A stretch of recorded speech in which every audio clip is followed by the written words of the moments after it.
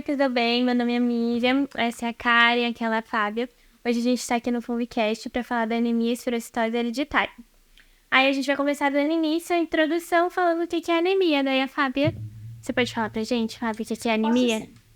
A anemia, ela é uma diminuição de hemoglobina. E essas anemias são vários tipos, muitas pessoas não sabem disso, acham que só existe um tipo, que são as ligadas à alimentação, que são as mais comuns, né? Mas existem diversos tipos de anemias, né, que a gente conhece, que a gente tem conhecimento. E a anemia por esferocitose hereditária é uma dessas anemias, que é o que a gente vai falar mais aprofundadamente hoje. Mas as anemias, no contexto geral, elas podem ser multifatoriais, elas podem estar ligadas a fatores genéticos, à alimentação, às vezes é uma condição do próprio paciente, então ela pode ter causas diversas. Mas, por fim, assim, a anemia é a diminuição da hemoglobina no sangue do paciente. Com certeza, ela pode ser quantitativa ou qualitativa, né? Exatamente. A quantitativa é a relação da quantidade de hemácia, né? Que daí vai diminuir a hemoglobina, porque a hemoglobina tá no interior da hemácia. E a qualitativa é da qualidade da hemácia, que daí pode ser por diminuição de ferro, vitamina B12 e assim por diante. Exatamente. E falando de uma forma menos formal, para os que não entendem, as quantitativas delas se dão muito em casos de hemorragias por acidentes, Sim. por cirurgias, por exemplo, onde o paciente perde muito sangue e, consequentemente, a quantidade de hemoglobina dele diminui porque tem pouca hemácia. No caso das qualitativas, a hemácia ela pode apresentar um tamanho maior ou menor, pode ter diminuição somente da hemoglobina, então existem realmente diversos fatores que podem levar um paciente a ter anemia. Com certeza. Daí a gente falando da anemia esferocitose hereditária, entrando na questão que ela é uma anemia por causa genética, né? Por conta da questão que ela é a alteração das proteínas da membrana da hemácia. Aí pode ser de uma ou mais proteína da membrana da hemácia. Mas ainda falando da anemia esferocitose hereditária, a gente vai ressaltar que as proteínas, elas são muito importantes, por conta que ela vai promover a rigidez da célula, né, do caso da hemácia. Ela vai fazer com que a célula ela tenha uma elasticidade.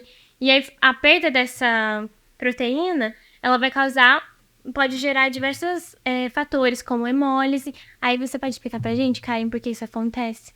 Então, a falta dessa proteína geralmente vai causar ao contrário daquilo que ela proporciona. Não vai ficar frágil, né?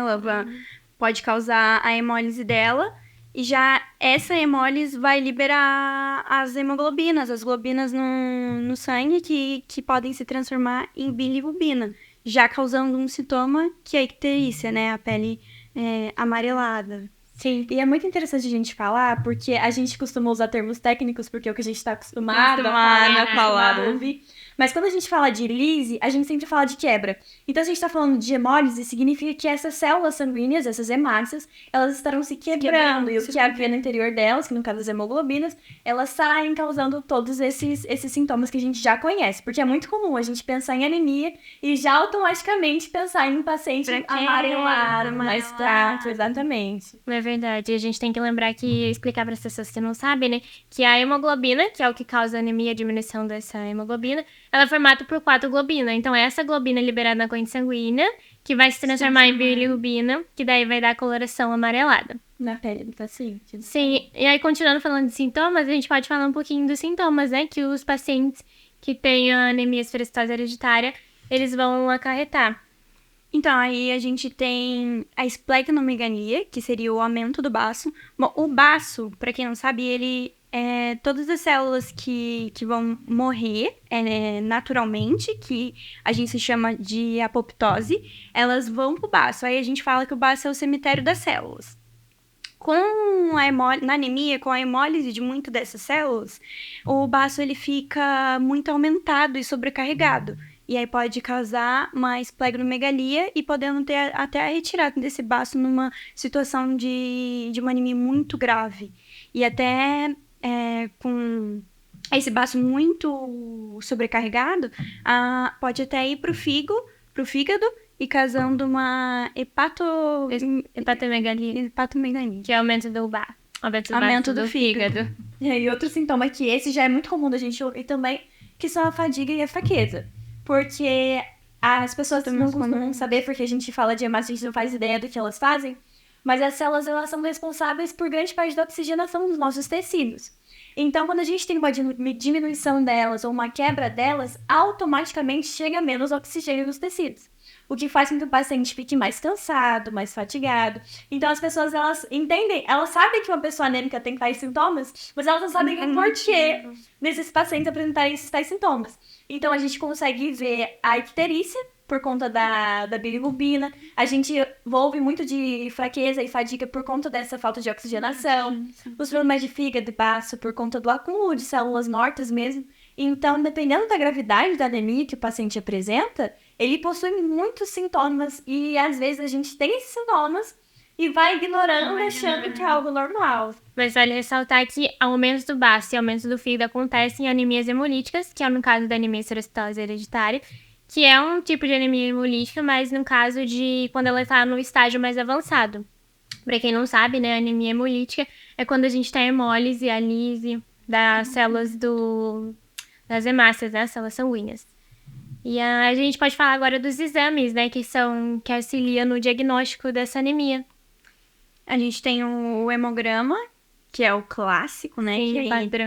que logo de cara ele já dá a diminuição ali da hemoglobina, então a gente já sabe que aquele paciente tem uma anemia. E aí depois a gente tem alguns padrões, como o VCM, que seria o tamanho da hemácia, tem o HCM, que vai ver a concentração de hemoglobina que tem dentro da célula. A gente tem também as dosagens de bilirrubina. Sim, a dosagem de bilirrubina na anemia esferocitose hereditária vai ser importante por conta da questão da hemólise.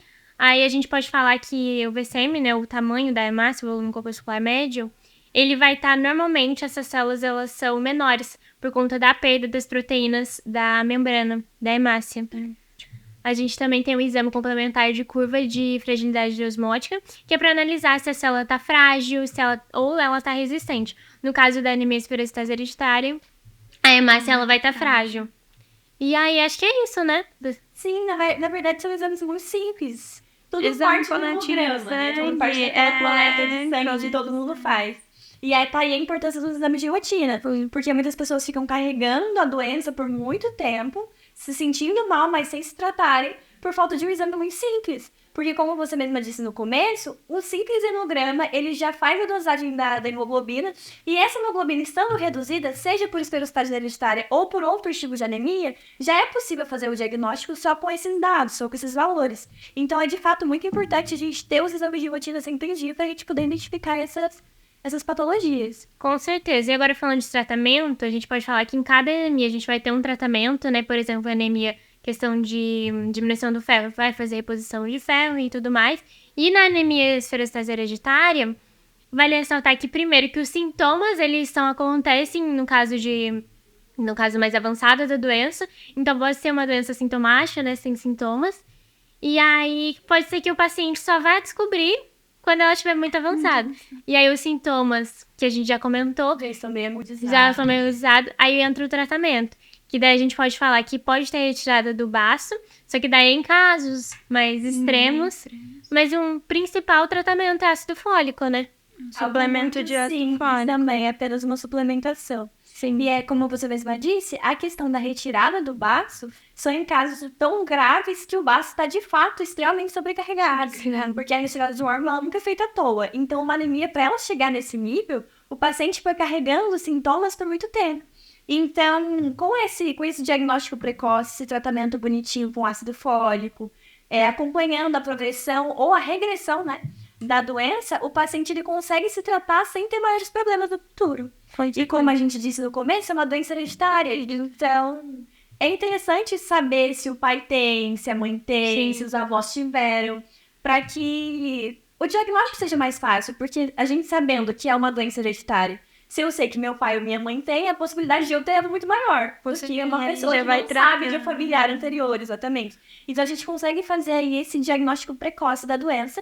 E aí, consequentemente, melhora o tratamento e o estilo de vida do paciente também. Com certeza. E também vale ressaltar com uma doença genética, né? Porque é falta de proteína, uma ou mais. Então, basicamente é mais um controle da doença, não tem muito uma cura ali, exatamente. Tem como tratar para melhorar a qualidade da vida e inibir essa progressão, para que o paciente ele não chegue ao estágio avançado da doença. Sim, mas é bem difícil diagnosticar por conta que no início ela é Sintomas.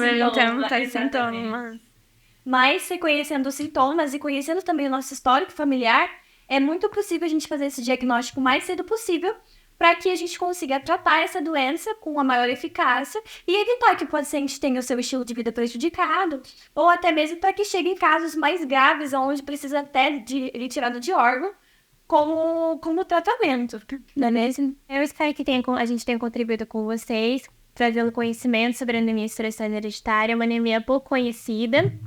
A gente tentou trazer de forma simples, mas que vocês possam entender. E muito obrigada por estar aqui hoje. A gente agradece por estar aqui no FubiCast. E até a próxima!